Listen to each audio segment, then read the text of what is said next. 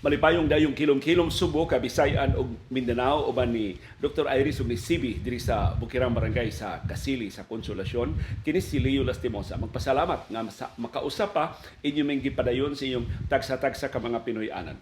Ang atong sugilanon karong hapon nag-uluhan og pagpahibaw. Tingali matag-usa nato dunay lisod nga mga pahibaw nga angayang luwatan. Dunay tay lisod nga mga kasayuran nga angay ipahibaw ngadto sa mga hingtungdan.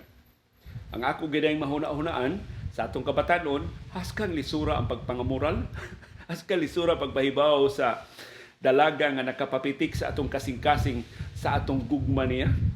Muna atong iagi og mga pasumbingay, atong iagi og mga paduding, atong iagi og mga love letters nga way klaro, atong ipadangat og mga mensahe, atong ipaagi og sungog-sungog, atong ipaagi og nakalilain na lang ang mga butang. But of course, atong nabuntog ang maong kalisod sa pagpahibaw, ambot giunsa ninyo sa pagbuntog ang kalisod sa pagpangamoral, sa pagpahibaw sa inyong gihigugma sa pitik sa inyong kasing-kasing. Pero kung unsa kalisod ang pagpadayag sa atong gugma, mas lisod patingali ang pakigbuwag. I'm sure, doon na mo'y mga higayon nga nakigbuwag mo sa inyong hinigugma o nakigbuwagin mo sa inyong asawa o sa inyong bana, giunsa man to ninyo. Libihang lisura, ana. Unang uban, mudangot na lang sa ghosting. Kaya di man ka makaako sa pagpahibaw. Kalisod, ana. Magkaaway mo, magkasiluay mo, magkadakuay mo tingog, di na lang ka mo pahibaw. Bahala na lang ubang mga tao, bahala na lang sa Batman. Nga mo'y buduma o mahibaw na laing tinubdan ang imong asawa o ang imong bana sa lisod kay nimo desisyon sa pakigbuwag. Nagkalilain nga mga aspeto sa itong kinabuhi, nagkalilain nga mga insidente sa itong kinabuhi nga I'm sure nakasugata sa mga kahigayunan sa kalisod sa pagpahibaw. So karong hapuna, kutob lang sa ako mahinumduman, doon ako'y mga sugilanon sa labing lisod nga mga pagpahibaw nga akong gihimo sa akong kinabuhi. Di lang ta mangisgot sa pagpangamoral, no murag layo naman kaito sa ato man tong kabatanon, karon na lang sa akong pagpanrabaho. Usa sa labing lisod nako nga mahinumduman sa labing lisod nga pagpahibaw, mao ang akong pag-resign sa akong mga trabaho. Sa diyang nibalhin ko og laing istasyon sa radyo. Para nako sa ug akong iranggo ang kinalisdan na nga pagpahibaw katong akong resignasyon sa DYLA. Kay suod kay mi ni anhing Serge Trimunde, siya mo inihatag nako sa tanang kahigayunan pagdiskubre sa radyo. Pag siya unang nihatag kahigayunan mabati ang akong tingog sa labing unang higayon sa kahanginan, siya ako nautangan sa tanan akong breaks sa akong pagsugod pagka magsisibya. Imagine ang kalisod sa pagpahibaw niya nga nakadesider na ko nga mobiya sa DYLA, magbuwag mi og trabaho, mo trabaho pa jud ko sa karibal nga istasyon sa radyo. Nga for so many times iyang giingon ako ayaw gyud anang istasyon na dong kay commercial kay na sila, gamiton lang kaana para sa negosyo, dili na sila para sa atong kausa nga gibarugan, dili na makasabot sa imong idealismo, dili na sila motahod sa imong mga lahi nga panglantaw o prinsipyo sa kinabuhi. Unya, considering nga siya ba'y ako namatag buot sa media, siya nagtudlo nako, nagmatuto nako, naggiya nako sa akong pagsugod sa media, lisod jud kayo ang pagpahibaw sa akong pag-resign. Ang nakapagaan lagjutay sa akong kalisod sa pagpahibaw ni anhing Serge Trimunde nga finally mo resign ko gikan sa DYLA, mao ang iyang pagpamulitika. Nakadesider siya, wa pa siya opisyal nga mapahibaw na mo, pero isip sakop gud sa media, mga 5 katuig, 6 katuig na ko sa radyo. So makasabot na ko body language. Maklaro man siyang body language nga musud na siya politika. Suod kay ito siya ni Anhing Ramon Mitra Jr., ang Speaker sa House of Representatives sa administrasyon ni anhing Presidente Cory Aquino. O tungod sa ilang kasuod, gihugon-hugon, nga siya mo'y kandidato ni Ramon Mitra pagkakongresista sa abihanang distrito sa Dakbayan sa Subo. Ang incumbent niya itong higayuna mao si anhing kongresista ni Taliwa na sab, Raul Del Mar. Of course, ang paborito ni atong higayuna si Raul Del Mar. Daghang kay nihagit ni Raul Del Mar sa distrito si Attorney Aven Piramide, si Attorney Danny Dean, and of course, si anhing Serge Rimonde. Ug silang tanan napakyas. Why nakapildi ni Raul Del Mar pagkakongresista sa North District? Ug mo'y akong pagtuo nga mapildi gyud ni si anhing Serge Rimonde. Pero labaw ana mo mapildi ba siya o mudaog? Amot kin siya nakatanom og ideya sa akong hunahuna tingali si Serge Rimonde rasab. Ang ako yung nahuna-hunaan mao nga kung madayon siya dagan pagkakongresista, isip usa siyang labing suod na kaabang sa DYLA, mapugos gyud ko pagpangampanya niya. O kung magpakaroon ingnon mi nga dili ko mangampanya niya, magpabilin ko sa programa sa radyo, dili na objective ang among mga programa. Of course, musuporta mi sa kandidatura ni Serge Rimonde. O ang ako yung labing dakong kabalaka, kung sa may mahitabo nako, kung muapil na kong kampanya sa politika, mutuo pa ba mga tao ini komentaryo nako? Moingon naman tao, di kuan ka oy, nagpagamit kasi mong kaugalingon sa pamulitika oy, nanong tuo pa man minimo. So, I don't know, sayop o sakto ba ng akong pagtuo, pero mao na'y labing dako na kong kahadlok. Ug mo na nakapagaan sa akong desisyon sa pagpahibaw ni aning Serge Rimonde nga mo resign ko gikan sa akong trabaho. But of course, magdako lagi mong una, inanion ako sa pagpahibaw, inanion ako sa pagpasabot, inanion ako ang paghanay ang ako mga argumento aron makumbinser o makasabot siya sa akong desisyon sa pagbiya. Pero sa aktual nga pagsulti, di yun kakaandam sa imong kaugalingon. Naghinilakay mi ni aning Serge Rimonde atol sa akong pagpananghid. Wa siya manudya nako, wa siya mamuyboy nako, pero maklaro gini mo ba nahiubos siya, nasilo siya sa akong desisyon. Unya, as an aspiring politician, murag dili to vote of confidence nga ang iyang usas labing sinaligan sa iyang news organization ni Bia. Wa pa gani siya makalusad siyang kandidatura sa pagkakongresista. Pero kung saan taman, naumol naman ang akong desisyon. In fact, nakakommit na ko sa pikas nga estasyon nga mobalhin ako nila. So di wa na ko'y paagi sa pagsibok. Ako pang mahinumduman nga pagpananghid na ko ni aning Serge Rimonde, ambot nga nung nagtapok mi ni adto, naniudto man tiyali mi ni adto, basta ang tinanawan sa akong mga kauban sa DYLA, murag punyal bitaw, nga moduslak sa imong kasing-kasing. Susang ako ni mga kauban sa trabaho, ang ako ni mga higala, bao ni nagtabang nako sa akong pagkapapa sa media, di pa ko kamao sa akong trabaho. Sila nagtudlo nako, sila naggiya nako, nitabang silang Serge Rimonde paghatag nako sa tanang kasayuran unsaon pagtuman ang akong trabaho. Nya mo biya ko nila, murag sa ilang mga mata mo ko kamabudhion ako, ka wa na ko igabaws, ka ingrato na kung dako, murag lain kayo. Pero para nako, mas maay na lang mananghid ko. Bahala na kung sa ilang masulti, pero nananghid ko og tarong. Nang-apply man ko sa pagpatrabaho dito, pasalamat ko nga ila kong gidawat, pasalamat ko nga ila kong tudluan, pasalamat ko nga ila kong gihatagan sa tanang kahigayunan sa unang 5 o 6 katuig sa akong pagkamagsisibya. Pero hinaot makasabot sila nga ako nang nadesidihan nga mobalhin ko og laing sibiyaanan. Utuon man nabalhin ko sa DYRF. Pero human ni adto, daghang katuigan human ni adto, I don't know, by mutual consent, wa na may magkaistoryahanay ni aning Serge Rimonde, magkasugat mi sa mga public places. Mutagad siya, mutagad ko, pero medyo doon na gamay pagkahilaw. Kayon sa may mong istoryahan. Unsa pa may nahibilin nga among isusulti sa usag-usa nga gisakitan siya sa akong gibuhat. Unya ako conscious sa akong kasakit nga gihatag niya.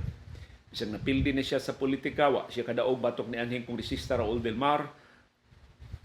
Murag tuyo na lang bitaw ninyo nga maglikay sa usag-usa aron di mo magkakita aron malikayan ang pagkakaw sa sitwasyon.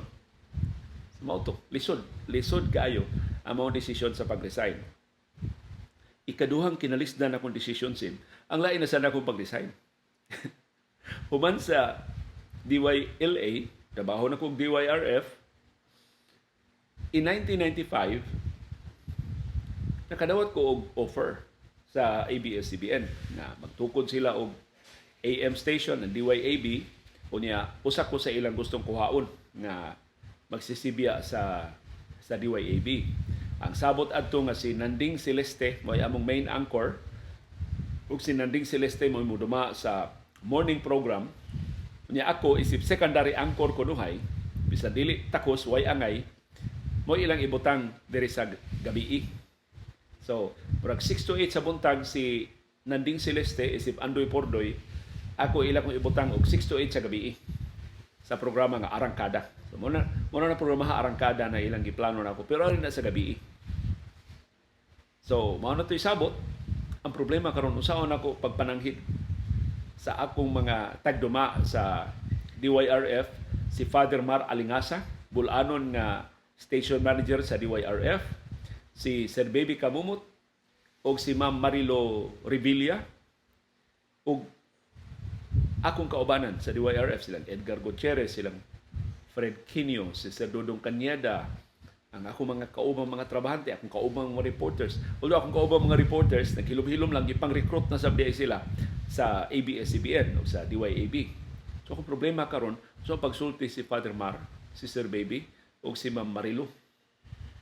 Unya maayabiya kay sila nako. Ipa-eskwela ko og law ni Sir Baby o ni Ma'am Marilo, gi-facilitate ni Father Mar Alingasa nga makaagi ko dito kay naman ay agianan ang DYRF sa Luyo, diretso na sa University of San Carlos. Nya di na ba yung aging mga gwardiya? Di ba paninglan og ID? So, gi-facilitate lang nila nga itolerate na lang, diretso lang kung kay kanang among pultahan sa DYRF sa Luyo, musaka lang kag usa ka ang hagdanan, classroom na sa College of Law sa una. Amot karon wa balhin ang mga classroom sa College of Law sa University of San Carlos. So, perting dali ara na ako makaabot. Magbasa ko sa akong libros newsroom, inig bagting na sa alas 5:30 kay mamuto yung first period sa akong mga subjects sa College of Law, dito na akong dagan. Abot na ko sa akong classroom. Akong mga professor sa una si Juan Bolo, nahimong board member sa Sugbo. Si Attorney Alex Monteclar. Ako na ibawon taga Masbate di ay. Ya, doon na rin ko yung mga silingan karon din ngayon. Suod kay nga mga higala. Of course, si Attorney Gabby Ingles, nahimong justice sa Court of Appeals. Si Attorney kinsa pa man to sim? Ang akong mga magtutulo pa sa ilua. Di na ko ka si Attorney Palmares o uban pa, di na ko ka memorya sa tanan ako mga magtutudlo. Si Attorney Mayol, katong magka-memorize sa tibok 1987 Constitution, as kang gigiga atong Attorney Mayol. Unya siya among professor sa Roman Law.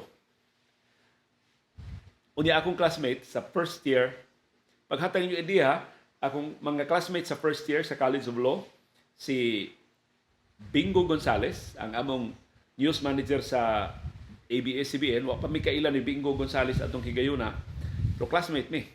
Ug nahimo gid siyang abogada, si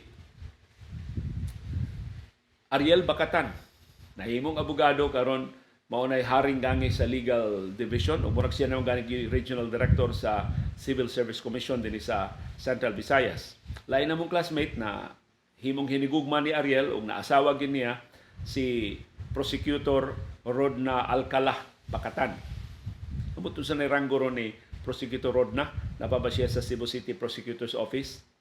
Unya lain namong classmate si Joy Pesquera na nahimong konsehal sa Dakbayan sa Sugbo. Niadtong higayon na makabantay nako na mukuha ni Joy Pesquera sa classroom, inikahuman sa mong klase, mao na si Mayor Mike Rama, mura konsehal pa si Mike Rama niadtong higayon na. Nya pag ulan nakabuwag sa iyang asawa, nya mo toy gigunhugon nga doon na sila yung relasyon ni Joy Pesquera. Of course, suman sa akong pagkahagbong sa College of Law, nagpadayon itong mga huhungihong, o ako nahibaw ko nga doon na sila yung relasyon, kay si Mike Rama na ba itigkuha ni Joy Pesquera sa among classroom. Munang pertingkuratan ako nga nagminyo sa Mike Rama og laing babay pagka ambot di ko gusto nga mo mangagpasip og unsay nahitabo nilang Councilor Joy Pesquera, pero saksi ko sa unang hugna sa ilang panagkigugmaay ni Mike Rama o ni Joy Pesquera sa ako pang pagka-estudyante sa College Sulo. Nahapitan yun natong pagkamarites, no? So, moto'y nakalisod sa akong pagpananghid nga nibiya ko sa DYLA kay nisalig ko sa DYRF nga mo advance ako broadcast career. Kunya after pila lang katuig, upat, lima ra katuig, mananghid na sad ko sa DYRF nga ubiya na sad ko, ngadto na sad ko sa ABS-CBN. So, pati nga lisura niya. Si Sir Baby Kamumot, buutan kay nako, matinabangon kay nako. Si Ma'am Marilusad, labi na si Father Mar Alingasa, buutan na gid atong Father Mar Alingasa. Pero si Father Margo, dili man mo'y personal gyud nga nagduma sa programming. Ang amo jong ikasulti ni Edgar Gutierrez ug sa ubang mga trabahantes di DYRF, sila mga Sir Baby ug si Ma'am Marilu kay murag set up adto ang Masa Radio Incorporated, ang kompanya nga panag-iya nilang Sir Baby Kamumot ug ni Ma'am Marilu Revilla, mao'y content provider. So mo'y nag-provide og drama, mga news programs ug uban pa. Nya doon na lang pipila ka oras nga ang si Father Mar Alingasa mo pasud sa mga religious programs. Kay requirement man sabto ang DYRF is a Catholic radio station na doon nagyoy Santos nga Rosario, doon nagyoy prayer hour, doon nagyoy Santos nga misa sa weekends ug uban pa. Pero ang kinabag-an sa content sa DYRF gi-provide sa Masa Radio. Kaming Edgar Gutierrez ug ubang mga reporter sa una, empleyado mi sa Masa Radio. Dili gyud mi empleyado sa DYRF. So motor set up. So kung kinahanglan ko mananghid adto gyud ni Sir Baby ug ni Ma'am Marilo.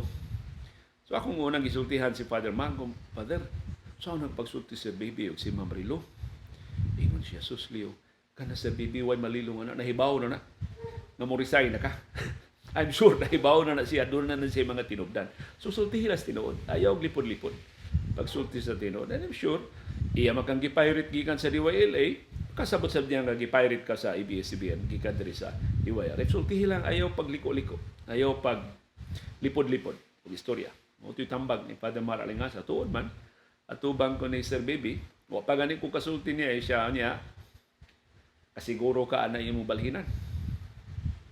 Kung sa man ko na imong trabaho dito, kung sa may ilang pasalig nimo, so nakahibaw na siya.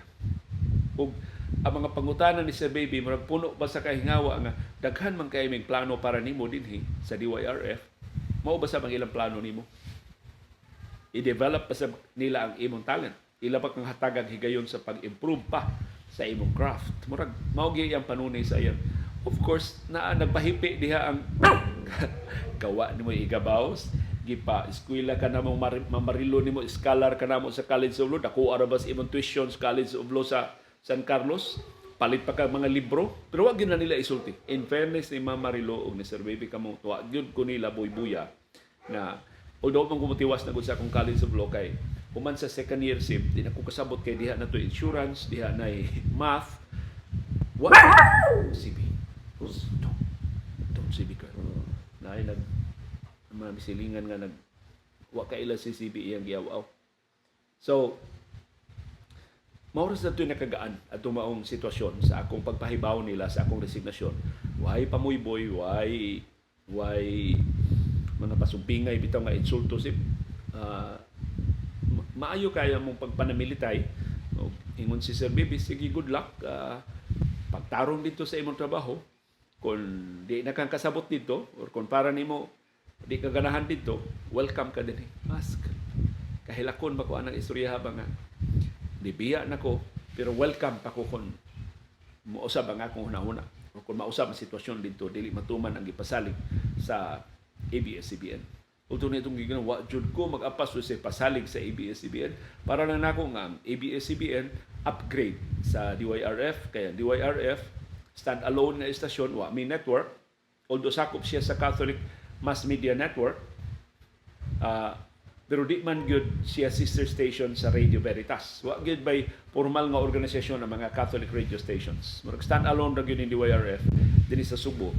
Ang unang na nag-iya ini sa akong pagsubay sa kasaysayan sa DYRF mao ang Redemptorist Community. Unang, I think ang unang studio sa DYRF mo ako masayop dito sa dool sa Redemptorist Church. Pero ano ko kasiguro ana unya pag Balihin na akong DYRF, ang tag-iya mao na ang SVD, ang mga pari nga nagduma sa University of San Carlos. Karong bago ako nahibawan, murag ang SVD gusto nang mo surrender sa DYRF kay dako kayo ang ilang gastuhan unya mura og wa na bay makatutok sa programming sa DYRF kay si Father Bob Ibisa katong kanhi presidente sa kapisanan ng mga broadcaster ng Pilipinas mura og nibiya na kay na promote adto na madestino sa gawas sa nasod. So ako nahibaw-an murag nagpadayon karon ang sabot-sabot, I don't know unsay isang putanan sa sabot-sabot nga ang management sa DYRF itunol ngadto sa Archdiocese sa Subo. Yang Archdiocese sa Subo, man ay mga broadcasters, doon ay mga pari nga ganahan kayo mag-broadcast, pero wag gyud ba sila panahon tingali nga mag-assign gyud og pari mag-broadcast, so murag sawon siya sa Council of the Laity. So kung madayon na, murag dako kay papel sa pag duma sa DYRF si Ma'am Marilu Guanzon Apalisok, ang bantugan nga si Inday Malu sa radyo, kay usaman siya sa aktibo kay nga mga opisyal sa Council of the Laity tungod siya kasuod sa mga sa apelido ani mga tag-iya sa Doros. Sila man mao'y suod kayo ni Ma'am Marilu. In fact, murag doon sila programa sa DYRF. So mao na nibiya ko sa DYRF uban ang dili as emotional sa pagbiya sa DYLA, pero lisod gihapon ang maong pagpahibaw sa akong resignasyon.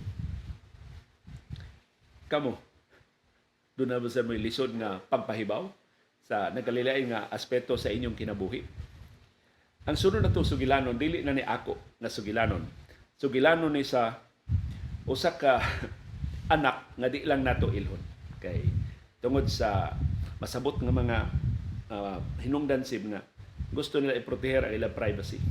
Pero lisod sa ni nga pagpahibaw, duha ni kasugilanon sa usa ka anak mahitungod sa kalisod sa pagpahibaw sa iyang masakiton nga amahan. Ang kining mong anak, siya kamanghuran sa ilang pamilya. Unya, masakiton ang iyang amahan. Ang iyang amahan mo ilang mura ba og ilabang idolo sa ilang pamilya. Kanang itong amahan nga sulundon kayo, buutan kayo. Unya mo gi-idolize sa mga bata. Mo gi-idolize sa asawa, mo gi-idolize sa ilang mga parente. Hilabihan kang gilingig siyang amahan. Hangtod, usana kahigayon na luya ang iyang amahan. So ilang gida sa ospital, nakitaan nga dunay tumor sa, I think sa baga. Unya, sugi-susi, sa tumor, dako man kayo. Unya, I don't know, biopsy, or unsay uban nga mga procedures nga gihimo, kaplagan nga cancer. Ya tungod sa kahinungdan sa pangidaron sa pasyente,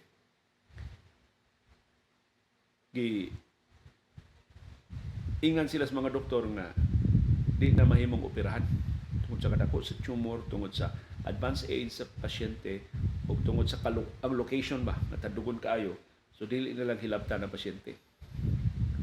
So sa laing pagkasulti, wa na paglaom ang pasyente. Maghihap na lang o pila ka buwan, labing dugay ang kinabuhi sa pasyente. Ang problema karon, kung saan pagsulti ang pasyente. So ang inahan ni ining anak nga mo'y sentro sa itong sugilanon, niingon nga di lang nato sultihan ang imong papa. Itigom niya ay mga anak, mao niya sakit sa inyong amahan, nakahukom ko, di lang nato siya sultihan. Ato siyang atimanon, ato siyang hatagan sa tanan natong gugma o pag-atiman, pero di lang nato siya sultihan, kay kaluoy po. Mahibaw siya sa pait niyang kahimtang, pero siya mag-ihap sa mga katapusang adlaw siyang kinabuhi. So, of course, ang ubang mga anak ningon, why second opinion? Mauna ni. Daghan na tag second opinion nga gikuha. Doon na natin mga ubang doktor nga gikonsulta ug mo'y ilang consensus na dili na kaoperahan ng inyong amahan. Ang kamanghuran niingon nga unfair tingali kadi nasultihan sa papa. Mahitungod sa seryoso sa iyang sakit. Yung kanabaya siya, di ba yung gipadako ta niya nga iyatang sigihan o pahinumdom, importante gyud ang pagsulti sa tinuod. Na di ta angay mahadlok sa kamatuoran, na di ta angay maglipod-lipod, dili ta angay magtabon-tabon. Anong ing katapusan mga adlaw siyang kinabuhi, ato man siyang bakakan sa tinon nga kahimtang siyang maglawas. I'm sure kung tarungon nato sa pag-istorya, makasabot siya. And I think mo appreciate siya. Ang gipahibaw nato siya unsay aktual nga kahimtang siyang panglawas. So bisag siya kamanghuran, ang tibok pamilya na kumbinser.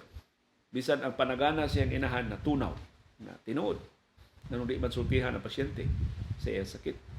Of course, isipremyo sa kamanghuran, siya gitahasan sa pagsulti sa ilang amahan. So nahibong lang ilang amahan, ni balhin ang ilang tapok dito sa iyang higdaanan, kay luya naman siya, di naman siya makabangon. So ningon ang amahan, niya mamuntanan. Na may importante nga pahibaw. So ang kamagwangan, nagsigig tanaw sa ilang kamanghuran, bitanaw na itong abilidad ani bata, makatarong manig istorya. So ang kamanghuran, kahilakon in town siya. Dili, hapit magawas ang iyang tingog, iyang gipahibaw ang iyang amahan. Katong nakitaan sa x-ray, na murag shadow, na konfirmar na tumor. O niya ang tumor, dako. O niya cancer. O niya di nakaoperahan tungod sa imong edad, tungod sa location sa tumor. So, iyang gipahibawan ta ng mga detalye. Sus, perti na lang kuganga ko no sa reaksyon sa iyang amahan. Kaya niingon ko no ang iyang amahan, uy, what an awakening. So, ibis mahimangod, ibis mahadlok, ibis mahugno ang ilang amahan, niingon ko no, what an awakening. So, ilang, ngano man, napaabot na kaini, unsa man, nakahibaw na kandaan nga mao ni mo sakit siya, dili. Nagduda na kundaan nga doon ako'y sakit. Kaya ang tanang gidili sa inyong mama, iya namang gihatag nako. Kaniadto gididian ko niya kaon og mani kay makadaot sa kong lawas. Karon mangayo kog mani, wa di naman siya malibad. Kaniadto mukaon kog lechon. Pugong-pugongon ko. Karon muhangyo ko muka og lechon. Sukaran na yung og lechon. So nagduda na ko. Nga doon na ko'y sakit. Kung mauna nga, salamat na inyo kong isultihan sa tilon nga kahimtang sa akong panglawas. Sus nahuwasan. Ang tibok pamilya. Ang ila bitong kaguol na tingali o lainon og sabot sa ilang amahan, na tiyali ma-depressed na hinon ng ilang amahan, tiyali mahimong kalbaryo ang nahibiling mga adlaw sa kinabuhi sa ilang amahan.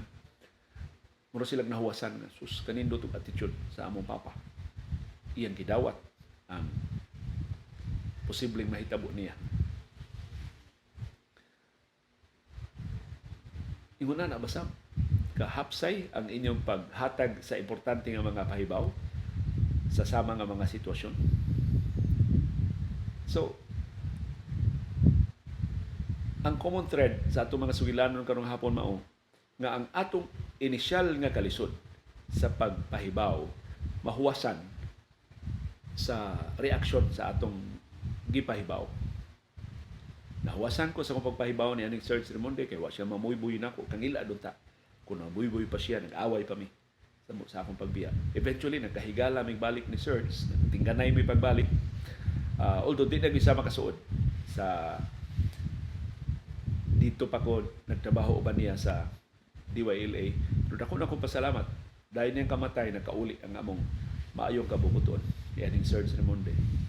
Sister Baby Kamumot, nakakita pa mi. Nagtrabaho na kong ABS-CBN. Diha sa karaang Pinoy-anan nilang Iris sa Mabolo, naman di kananan nga giabangan ba og kay pagbiya na nila pagkaminyo na mong Iris, ni biya naman tibong ng pamilya puyo sa Mabolo, wala nila puyo sa Mabolo. Dako man ito ilang yuta, murag usa ka hektaryam na ilang yuta. So gipaabangan nila ang pipila ka babahin sa yuta. So ang frontage ilang gipaabangan og restaurant katong Neo. Wa na may Neo ron kay murag napalit man na sa lain nga kompanya.